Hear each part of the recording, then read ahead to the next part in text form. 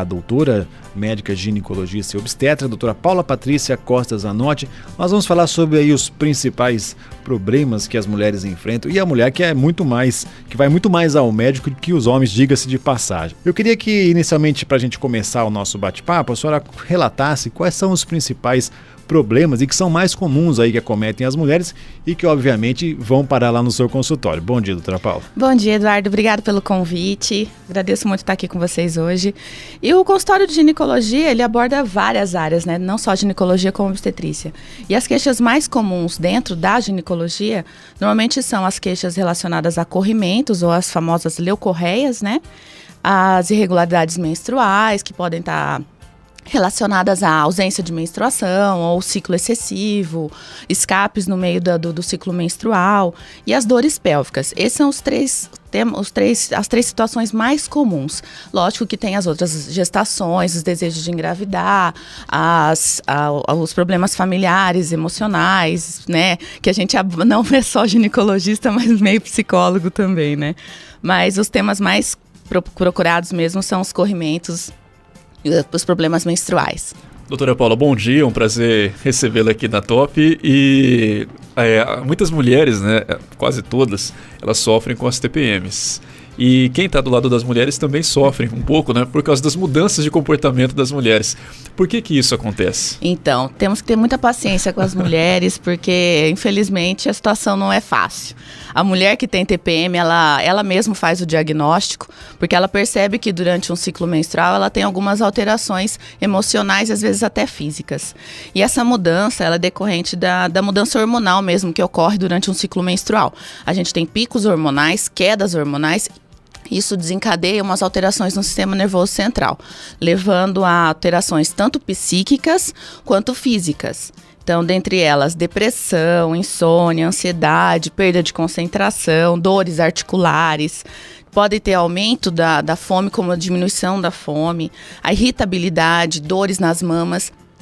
Então, os sintomas são muito assim, em algumas pacientes são intensos, na outras são mais suaves. Normalmente, com o início do ciclo menstrual, início do sangramento menstrual ou no término da menstruação, costuma acabar os sintomas ou amenizar. Mas isso é uma coisa que acaba dificultando um pouco a convivência e dependendo do estado da emocional da mulher, isso pode ser mais acentuado. Então tem que ter muita paciência mesmo. E quando é diagnosticado, a paciente percebe que isso está incomodando e que está trazendo um transtorno para a vida dela, ela tem que procurar um médico, porque tem tratamento, tem como a gente amenizar bastante esses sintomas. Muito bem. E doutora Paula, com relação às cólicas menstruais também é uma situação em que as mulheres, tem mulher que sofre muito com as cólicas, não são todas, né, mas sofrem muito. Existe alguma maneira de amenizar as cólicas? Sim, então. A primeira coisa que tem que ser avaliado durante uma cólica menstrual é como é essa cólica, se essa cólica já está há um certo tempo, se ela tem tido piora, como que está sendo esse padrão de dor, porque nem toda dor é normal. Então, assim, uma coisa que é subjulgar a queixa da paciente. Então, a paciente tem dor, vamos avaliar como que é essa dor. Tem piorado de um tempo para cá? O que você tem feito que pode desencadear essa dor? Então, uma das coisas que melhoram a dor pélvica, a dor menstrual, é a atividade física. Tá? Porque assim como os músculos do corpo, o útero também é um músculo. Se você tem uma atividade física frequente, você tem um alívio dessas cólicas. Lógico que nós estamos falando de quadros não patológicos, não quadros de dor intensa que tem que ser investigado, excluindo as patologias. Falando quadros de cólica discreta, que não tem uma piora. E o uso de analgésicos e anti-inflamatórios, a primeira escolha para cólica menstrual são os analgésicos, né? E assim tem as bolsas de água quente, né? O repouso, mas basicamente é isso, né? E tem que avaliar cada caso em particular. Estamos recebendo aqui no Bom Dia Top a ginecologista e obstetra, a doutora Paula Patrícia Costa. Se você tiver qualquer dúvida relacionada a esse assunto, pode mandar para a gente, que a gente passa para a ginecologista, a doutora Paula, pelo WhatsApp da Top, 14998821013, 14998821013. Doutora, falando agora das infecções urinárias, também são problemas que trazem aí diversos transtornos para as mulheres. Quais são os principais causadores dessas infecções? 20 a 30% da população feminina já teve ou vai apresentar algum tipo de queixa de infecção urinária. As principais causas estão relacionadas com a forma de higiene incorreta da mulher, né, que isso pode propiciar o avanço da bactéria na flora vaginal para o canal urinário. Os hábitos diários principalmente de segurar muito a urina, tomar pouca água, usar roupas muito apertadas, isso tudo pode desencadear quadros de infecção. Outras coisas que tem que ser sempre diferenciado nas mulheres que têm infecções de repetição é patologias já associadas, como diabetes, alterações do trato urinário, às vezes uma retenção, às vezes uma obstrução e até mesmo a presença de cálculos renais. A mulher que tem mais cálculo, ela tem mais tendência a ter infecção urinária e infecção por bactéria mesmo, não só o quadro de inflamação, porque isso daí pode ser um meio de colonização também dessa bactéria. Outra coisa que não se fala muito, mas é muito presente, são aqueles casos das pacientes que têm o intestino muito preso, são constipadas crônicas, ficam até 7 a 10 dias sem ir ao banheiro. Isso daí também pode gerar uma migração dessas células, dessas bactérias que estão lá no trato intestinal, para a mucosa da bexiga. E isso facilitar também as infecções de urina. Chamando aqui, né, a gente pediu pro pessoal participar aqui pelo WhatsApp da Top 14998821013. Temos uma ouvinte, ela preferiu para não falar o nome, não se identificar, mas ela tem uma questão do ovário policístico, se não me engano, que é a questão do aumento do ovário, se não estiver enganado. Isso Mesmo, né? Tem tratamento? Qual é a causa para essa questão? Obrigado aí para nosso ouvinte participando pelo WhatsApp da Top. Bom, a síndrome dos ovários micropolicísticos, ela é decorrente da resistência à insulina, então o aumento de percentil de gordura corporal pode interferir no metabolismo dos hormônios e principalmente na conjugação dos hormônios andrógenos, que são os hormônios derivados da testosterona. Isso desencadeia a desregulação hormonal e faz com que você tenha vários cistinhos no ovário que podem desencadear o bloqueio da sua ovulação. E não é só esse o fator que ocorre. A síndrome dos ovários micropolicísticos, ela pode estar relacionada com o ganho de peso, queda de cabelo, oleosidade, acne, disfunção hormonal, dificuldade de ovulação, que é um transtorno metabólico. Só que assim, se a mulher tiver um acompanhamento correto, hoje em dia tem medicações muito avançadas que ajudam a mulher voltar a ter o ciclo regular. O uso de anticoncepcionais, ele serve no tratamento de patologias como ovário micropolicístico, associado a uma dieta equilibrada e a atividade física. A mulher consegue restabelecer o seu ciclo, consegue restabelecer seu percentil de gordura corporal adequado e também nas pacientes que estão tentando engravidar, isso é muito importante porque isso auxilia também na fertilidade. A mulher que tem ovário micropolicístico, ela não é infértil, ela só tem uma dificuldade a mais de conseguir a fecundação porque ela tem ciclos irregulares. Atualmente uma mulher tem em média 25% de chance de engravidar num ciclo natural. Com a mulher com ovário micropolicístico, às vezes ela ovula 2, 3, 4 vezes no ano. Então diminui mais ainda essa porcentagem. Não é que é impossível que a mulher engravide. É que muitas vezes a dificuldade de saber quando ela vai estar no período fértil pode dificultar essa programação do coito para ter uma fecundação. Doutora Paula, a senhora está falando sobre a fecundação e tudo mais, e referente aos métodos anticoncepcionais, o que existe hoje aí de mais avançado ou as pesquisas estão mostrando na área? Bom, existem vários métodos contraceptivos, né? Tem os não hormonais e os hormonais.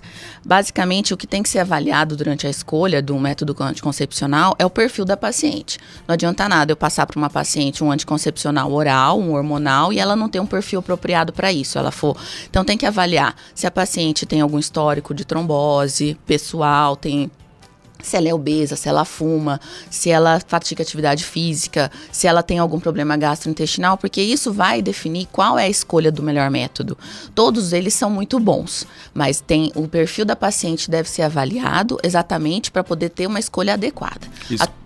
Escolher assim por não pode escolher de forma muito perigoso. Não pode escolher de forma aleatória, principalmente porque alguns métodos, por algum histórico familiar, alguma propensão da paciente, eles são proibidos, eles não devem ser usados. Como no caso das pacientes que são tabagistas, obesas, mais de 35 anos, por exemplo, tem um risco aumentado do uso de estrógeno. Pode favorecer de 2 a 3 vezes o risco de uma trombose, por exemplo.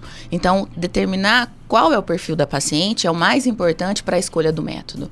Porque uma paciente, por exemplo, que é virgem, que tem um ciclo aumentado, que não tem nenhum fator de risco para trombose, mas que ela não consegue tomar, por exemplo, um anticoncepcional oral, a injeção é a melhor opção. Porque ela não pode colocar um método, por exemplo, um DIU. por ela ser virgem. Mas então, existem situações que você tem que avaliar exatamente qual é o perfil da paciente, quais os hábitos de vida dela, para ver qual que é o método que se adequa melhor à vida dela. Agora são 8h16, tem mais 2 perguntas de ouvintes aqui participando pelo WhatsApp, 14998821013. A primeira é da Deisiane de Bauru. Ela pergunta em relação à menstruação, que ela sente muita dor na região pélvica. E ela fala se isso é normal ou não e como tratar. Obrigado, viu, Deisiane, pela sua participação. Bom, primeira coisa, tem que avaliar quanto tempo tem essa dor, como é essa dor, se ela tem uma piora ao longo dos meses, porque a primeira coisa que tem que investigar, ela tem algum fator que possa tá me identificando assim um caso de diferente, uma endometriose, por exemplo, que é a implantação de células endometriais, que seriam aquelas células que a gente menstrua, em lugares onde ela não deveria estar. Então, assim, uma cólica não é normal. Uma dor excessiva não é normal. Tem que investigar. Porque pode estar por trás algumas patologias. Algum cisto de ovário, uma endometriose, um tumor pélvico, às vezes até um câncer de colo de útero que não foi identificado, ou às vezes a paciente não faz seu exame de rotina. Então é importante identificar como é essa dor, como ela está ocorrendo, porque muitas patologias podem passar desapercebidas e podem levar a uma diminuição da qualidade de vida dessa mulher. A vida sexual dela pode ficar interferida nisso, porque ela começa a ter muita dor na relação. A dor se estende não só no período menstrual, mas no ciclo inteiro. Ela falta ao trabalho para poder ficar em casa por causa dessa dor, então tem que ver como é essa dor. Porque muitas vezes o diagnóstico pode ser simples, mas às vezes a gente tem que usufruir de alguns artifícios de imagem, ressonância, ultrassom, não só o exame físico, porque nem sempre a dor é normal. E tem uma outra, obrigado, viu, Deisiane, pela sua participação, espero que a gente tenha respondido, a gente não, né, a doutora tenha respondido. E a outra pergunta é da Ariadne. A Ariadne mora no Geisel, aqui em Bauru, e ela sente muitas cólicas no período menstrual, só que acaba descendo até que pouco, né, durante um período pequeno. Ela pergunta se isso é normal, o que ela pode fazer e então, tratamento. Exatamente isso, ela é a mesma coisa, né? A cólica menstrual é uma das queixas muito comuns também, a dor pélvica, né, em geral, no consultório. É exatamente isso. O que está acontecendo? Ela está em uso de anticoncepcional? Não. Ela sangra muito, sangra pouco? Ela tem muita cólica? Como que é essa cólica? Tem piorado? Não tem? Ela pratica atividade física? Ela tem alguma intolerância alimentar que possa desencadear alguma dor pélvica e ela pode confundir com isso? No período menstrual a gente tem uma mudança, tanto que eu comentei que uma mudança física e uma mudança psíquica muito grande. As dores articulares, as dores musculares são muito presentes no período menstrual. Então, o quanto isso está sendo normal ou não, mas isso só fazendo uma avaliação individual e bem detalhada daquela paciente, porque às vezes ela realmente tem uma dor muito importante, mas pode estar relacionada com outras patologias, um ovário micropolicístico, por exemplo, um cisto de ovário, uma endometriose, uma infecção de urina, uma intolerância alimentar. Tem pacientes que têm uma piora da cólica e da dor pélvica que pode estar relacionado com alguma inflamação intestinal que ela nem sabe que tem, que no período menstrual fica mais acentuada. Então tem que investigar, tem que conversar com essa paciente, tem que avaliar para poder ver qual é a melhor conduta a ser tomada. Muito bem, doutora. A gente está chegando no final da nossa entrevista. Que pena! Passa rapidinho, né? Para a gente finalizar, as mulheres estão pensando em... Tem mais perguntas, né? A gente dá espaço para as perguntas. Não, pode fazer, depois eu faço a pergunta aqui do WhatsApp. Tá bom. As mulheres estão pensando em engravidar. Como é que elas podem programar a sua gravidez? No que elas devem pensar? Obviamente tem que ter um marido ou companheiro para ter o filho. Exatamente. Né? Mas como planejar essa rotina que vai seguir aí nos próximos 9 meses? Bom, primeiro o ideal é que toda mulher antes de ter a concepção, ter a gravidez, ela procurar um serviço médico exatamente para fazer seus exames de rotina, para adequar seu calendário vacinal, começar a fazer um acompanhamento regular, a iniciar a suplementação, né, ideal para a gravidez, como ácido fólico, vitamina C, ômega 3, tem várias suplementações que são muito importantes durante a gestação. E durante a gestação, a mulher, e até mesmo antes da gestação, a mulher já se programar em ter melhora dos seus hábitos alimentares, iniciar atividade física regular para ter uma qualidade de vida durante a gravidez e diminuir o risco de obesidade, hipertensão, diabetes, que isso tudo na gravidez pode ter fatores que predispõem a alterações graves na gravidez, como hipertensão, como eclâmpsia. Então é muito importante essa mulher que está pretendendo engravidar, ela já se programar em relação à qualidade de vida que ela vai ter na gravidez e ela já buscar isso. E durante a gravidez, ela também estudar bastante sobre qual é a melhor opção, qual é o estilo de vida que ela leva, se ela acha importante tentar um parto natural ou uma cesárea, mas assim, tudo isso vai depender do que ela quer para a vida dela. A paciente tem que procurar, ler, a gente está lá exatamente para orientar e apoiar. Independente da escolha da paciente, a gente está ali para dar todo o suporte. Doutora Lia de Bauru está perguntando sobre a prolactina, provavelmente alguma disfunção nesse caso. Bom, a prolactina é um hormônio liberado pela hipófise, uma glândula que a gente tem no cérebro, e ela é responsável pela regulação dos hormônios. A prolactina, quando ela está em excesso, ela está aumentada, ela pode causar inibição da ovulação e do ciclo menstrual, mas ela pode estar desencadeando também aumento da lactação. Então, que assim, a mulher que amamenta, por exemplo, ela tem a prolactina alta porque ela produz leite para amamentar. Mas existem casos em que tem essa disfunção dessa glândula hipófise, que pode gerar esse aumento da prolactina e a mulher ter sintomas de lactação, aumento das mamas, secreção mamária, e pode estar relacionada com esse aumento da prolactina. E essa prolactina também tem que ser investigada, porque às vezes pode ter esse aumento dessa glândula no cérebro, que chama microadenoma de hipófise. E isso ele pode causar um aumento da pressão, né, intracraniana, e até às vezes a alteração da visão. Dores de cabeça frequente, turvação da visão. Então, a mulher que tem a prolactina aumentada, ela tem que ser investigada, porque ela pode ter algo mais por trás, além dessa alteração hormonal. Prolactinas muito próximas do normal, o ideal não é fazer uma observação e repetir o exame, porque é um exame muito sensível ao estresse. Então, antes da coleta, a paciente tem que ficar de meia hora a 30 minutos em repouso para poder fazer a coleta desse sangue. Porque, às vezes, essas pequenas alterações podem estar relacionadas com fatores de estresse, o momento de vida que ela está passando, e às vezes não é um indício de uma patologia em si. Agora, tudo tem que ser investigado e avaliado de acordo com o histórico da paciente. Uma outra pergunta aqui, a Silvia mora no Gasparini aqui em Bauru, e ela já foi detectada com mioma no ovário, diagnosticada com adenomiose. Ela queria que você falasse um pouco mais sobre esse caso de adenomiose. A adenomiose é a localização específica da endometriose. A endometriose é a migração das células endometriais, ou células da camada endometrial, que é aquela camada que a gente menstrua todo mês.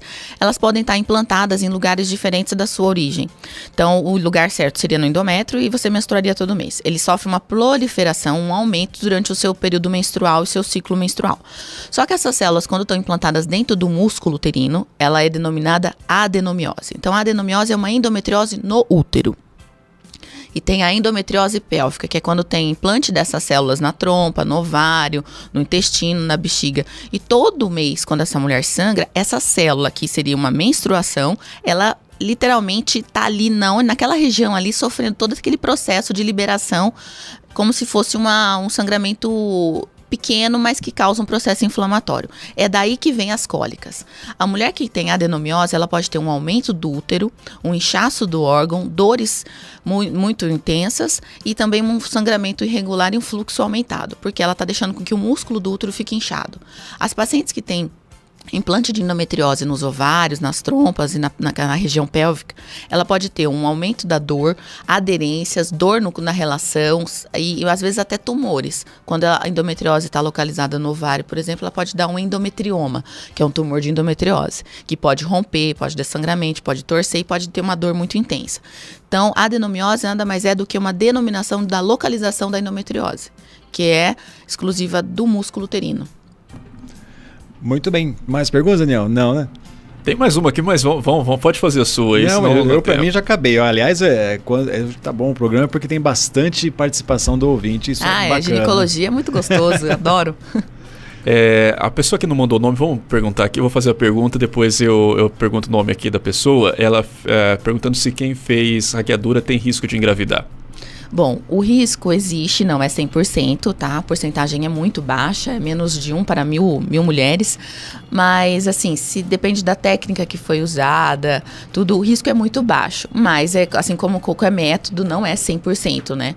Mas, assim, dependendo do tempo de laqueadura, o risco fica cada vez menor. Muito bem, não dá mais tempo para fazer perguntas. Se você tiver. A Leandra. A Leandra, viu, Leandra? Obrigado pela sua participação aqui pelo WhatsApp da Top. 8h25 agora, doutora Paula, obrigado, viu, por a senhora estar aqui com a gente, tirando não só as dúvidas aqui que a gente preparou, né, nas nossas perguntinhas, feitas por homens, na verdade, né, mas principalmente pelas perguntas das ouvintes aqui. A Top tem uma audiência muito grande também entre as mulheres. Agradeço e fica seu recado para as mulheres que estão nos ouvindo agora. Bom, procurem sempre seu médico todo ano, façam seus exames, nada melhor que a prevenção. A prevenção sempre sai mais barato do que o restante, do que o tratamento, do que as patologias que a gente pode encontrar. Então, mulheres, lembrem-se, a gente vive mais porque a gente se cuida mais. Olha ainda, Daniel Martins, isso foi um recado para nós homens, né? Para você, eu tenho certeza que foi, viu, Eduardo? Você não está indo no médico fazer exames, eu não preciso fazer exame de sangue. Enfim, 8h26 agora, doutora Paula, mais uma vez, muito obrigado, viu? Com certeza vamos ter que trazer a doutora Paula aqui, porque as perguntas... Teve mais gente perguntando aqui, né? Fica para uma próxima oportunidade, tá certo? Mais uma vez, bom dia, doutora Paula. Muito obrigada pelo convite, que quando precisarem, podem me chamar.